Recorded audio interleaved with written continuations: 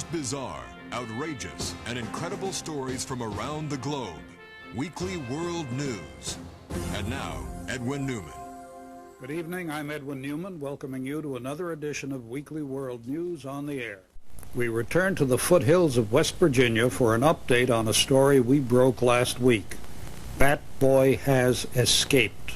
In a startling follow-up to an earlier Weekly World News cover story, Bat Boy has escaped from this research and observation center near the campus of a West Virginia college. Surveillance cameras in place at the facility's main entrance caught this dramatic video of the Bat Boy's daring nocturnal flight. Both the authorities and his captor, zoologist Ron Dillon, warn that the 3-foot-tall, 37-pound creature, who answers to the name of Robin, can be extremely dangerous. He may be small, but he's no house bat. He's got razor-sharp teeth and the strength of a small ape, and he can be very volatile when he's excited or frightened, which I'm sure he must be right now. As gentle as he's been with me in the wild, or if he's cornered, I'm afraid that he might fight like a lion. Last spotted on the outskirts of Wheeling, West Virginia, Robin has begun to leave a trail behind him.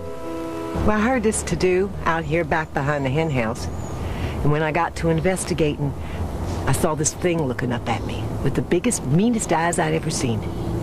He had one of my chickens in his mouth, and he had these wings spread around him. Strangest thing, though, he wasn't eating that chicken. It was more like he was licking it for bugs. Well, the alleged Bat Boy has been positively sighted in 3 West Virginia counties, and he appears to be traveling in a southwesterly direction. I was in my car, and I was in total shock. I didn't know whether to go forward, backwards, stay still, or what. And he just stood there and looked at me, and I looked at him, and he just sort of got tired of it and walked away. Since his discovery by Dillon in a cave near the Shenandoah Mountains, Robin has undergone extensive testing and observation. We can't forget that this child evolved as a cave dweller and has absolutely no knowledge of our society or our civilization. He possesses an intelligence that far exceeds that of the smartest of chimps, and we truly thought that we were on the verge of communicating with him. The only explanation that I can offer for his escape is his instinct to be free. Although doubtful he will return, Dillon and his students have set traps for the Bat Boy back at the cave.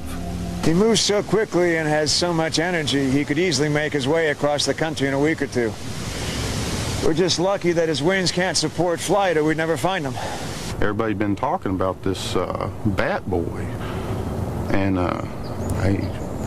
I just realized I assume it's him, you know, and he came out of the woods and crossed the road and kept on going.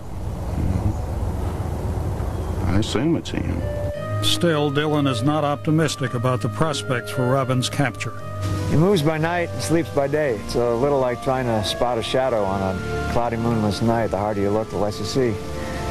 I just hope nobody gets hurt along the way. It's just luck. We're now fortunate to be joined by Paul Burton of the West Virginia State Police. Good evening, Trooper Burton. Oh, good evening, Mr. Newman. Trooper Burton, can you tell us exactly where you are right now? I'm in my office on the interstate right outside of Wheeling, West Virginia. Do you have any late information on the whereabouts of Bat Boy? Yes, sir. There have been many calls to the Highway Patrol and other local authorities regarding the whereabouts of Bat Boy, but none of these leads have led to Bat Boy's capture. Well, we understand that a number of private citizens groups have organized posses and are currently conducting a private search for Bat Boy. Well, I would advise any of these citizens to stop this immediately. And can you tell us then, from what you know, is Bat Boy dangerous? From all indications we have, everybody in this nation should consider this creature a danger. It's like unfluoridated water. You just don't want to take any chances. And if somebody happens to spot Bat Boy, whether on a national highway or in his own backyard, what are you advising him to do? Should call the local authorities immediately. Thank you, Trooper Burton. I thank you, Mr. Newman.